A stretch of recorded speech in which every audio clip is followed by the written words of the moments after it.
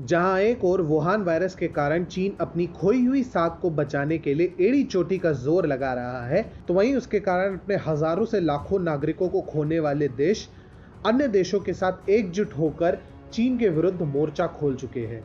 इन्हीं में से एक है ऑस्ट्रेलिया, जिसने भारत के साथ अपनी घनिष्ठता और बढ़ाने में जुटा हुआ है। स्थानीय पत्रिका द ऑस्ट्रेलियन के अनुसार 4 जून को प्रस्तावित एक ऑनलाइन समिट में दोनों राष्ट्राध्यक्ष भारत और ऑस्ट्रेलिया की सामरिक साझेदारी को मजबूती प्रदान करने के लिए विचार विमर्श करेंगे।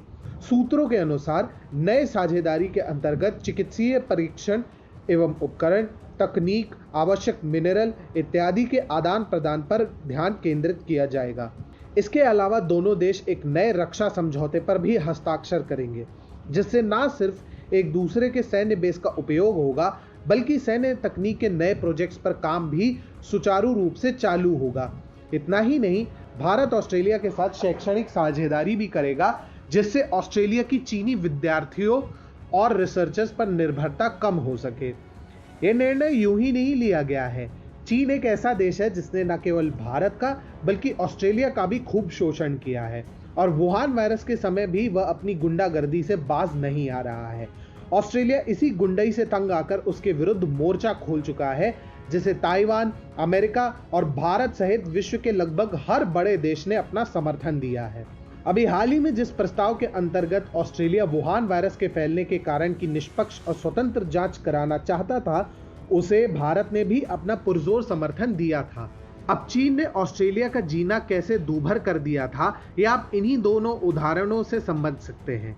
कुछ रिपोर्ट्स के अनुसार ऑस्ट्रेलिया में मास्क और हैंड सैनिटाइजर जैसे आवश्यक चीजों की कमी हो गई थी, और इसका कारण कोई और नहीं बल्कि चीन सरकार समर्थित कंपनियां थी, जो पहले ही मेडिकल सामग्रियां अत्यधिक स्टॉक में ऑस्ट्रेलिया से खरीद कर चीन एक्सपोर्ट कर चुकी थी।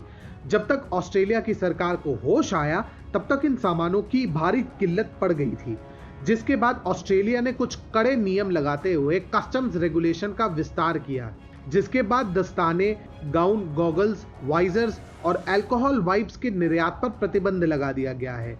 अगर कोई फेस मास्क और हैंड सैनिटाइजर जैसे मेडिकल सप्लाई का निर्यात करता है, तो उसे 5 साल तक के प्रतिबंध का सामना करना पड़ सकता है।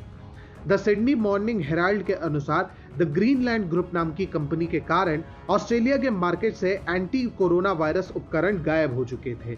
ऑस्ट्रेलिया और अन्य देशों में जहां भी द ग्रीनलैंड ग्रुप है, वहां से 3 मिलियन सर्जिकल मास्क, 5 लाख जोड़े दस्ताने और भारी मात्रा में सैनिटाइजर और वाइप्स की खरीदारी हुई थी। पर चीन वहीं पर नहीं रुका। पिछले महीने ही सिडनी में एक डाइगो फ्लाइट मर्सी फ्लाइट के नाम से भेजी गई थी, जिसमें 70 टन मेडिकल सप्लाई भरी हुई थी। ऑस्ट्रेलिया की सरकार ने इस मेडिकल सप्लाई को लेने से मना कर दिया।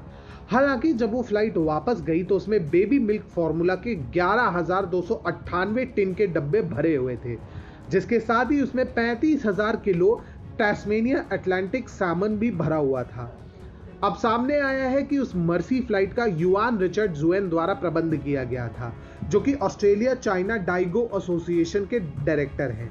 डाइगो व्यापार वाकई में बहुत बड़ी मात्रा में किया जाता है, और चीनी लोग जितना भी लग्जरी सामान खरीदते हैं, उसका 1/3 डाइगो गिरोह के द्वारा ही चीन में लाया जाता है।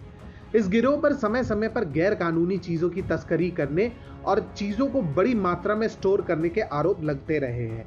पिछले वर्ष इसी गिरोह के 8 लोगों को 1 मिलियन ऑस्ट्रेलियन डॉलर्स की कीमत के बेबी मिल्क फॉर्मूला के साथ पकड़ा गया था। ऐसे में ऑस्ट्रेलिया को भारत से काफी उम्मीद है, जिसने न केवल चीन की हेकड़ी के सामने सीना तान कर खड़ा हुआ है, बल्कि किसी भी जरूरतमंद देश की निस्वार्थ भाव से सहायता भी कर रहा है।